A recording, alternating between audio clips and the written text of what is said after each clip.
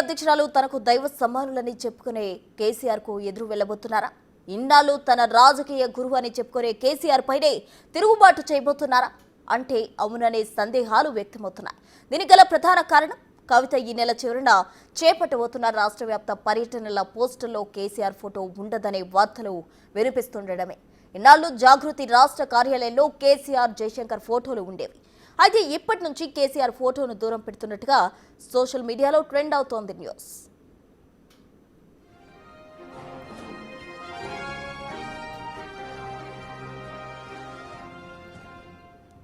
October చివరి వారంలో కవిత చేయబోతున్న యాత్రకు సంబంధించి తాజా అప్డేట్స్ మా ప్రతినిధి విజయ్ లైవ్ లో అందిస్తారు. విజయ్, చెప్పండి, కవిత చేయబోయే యాత్రకు సంబంధించి కూడా ఆ యాత్రలో కేసీఆర్ ఫోటో ఉండబోదు అనే వార్తలు ఇప్పుడు చక్కర్లు కొడుతున్నాయి. సోషల్ మీడియాలో కావచ్చు, ఇతర వేదికల్లో కావచ్చు. అందుకు సంబంధించిన వాస్తవాలేంటి?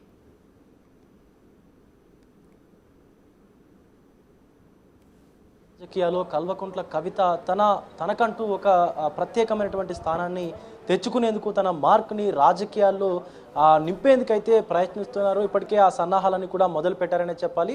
ఈ నెల చివరి వారంలో పూర్తిగా తెలంగాణలో ఉన్నటువంటి అన్ని జిల్లాల్లో తన యాత్రని అలాగే జిల్లాల పర్యటనను కూడా మొదలు పెట్టినట్టుగా తెలుస్తోంది. దానికి సంబంధించినటువంటి కార్యాచరణ కూడా ఇప్పటికే మొదలుపెట్టింది. ఈరోజు ఒక పోస్టర్ లాంచ్ కూడా, వాల్ పోస్టర్ లాంచ్ కూడా ఉంది.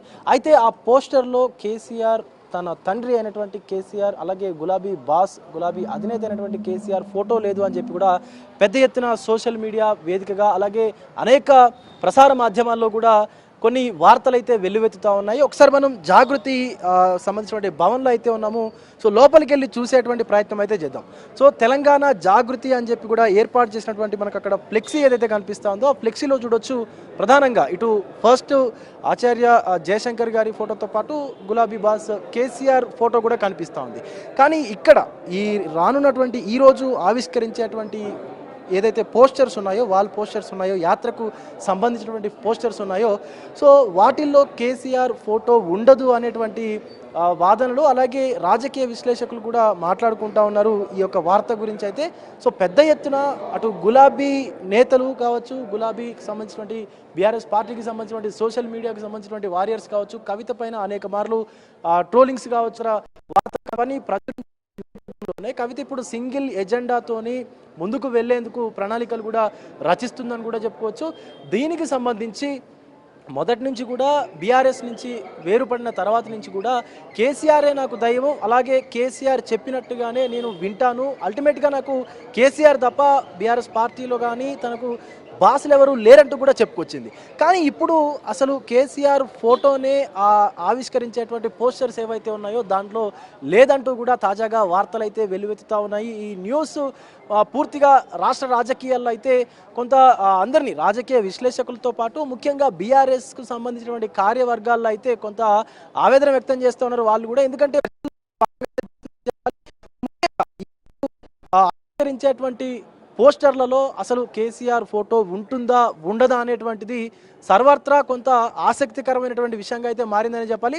సో ఇటు జాగృతి కార్యాలయం ముందు ఏర్పాటు చేసినటువంటి ఫొటోస్ కావచ్చు, ఏదైతే ఫ్లెక్సీస్ కావచ్చు, సో అందులో చూసుకున్నా కూడా ఆచార్య జయశంకర్ గారి, ప్రొఫెసర్ జయశంకర్ గారి సంబంధించినటువంటి ఫోటో అలాగే కేసీఆర్ ఫోటో, ఈ రెండు ఫోటోలనే ప్రధానంగా హైలైట్ చేస్తూ వచ్చారు.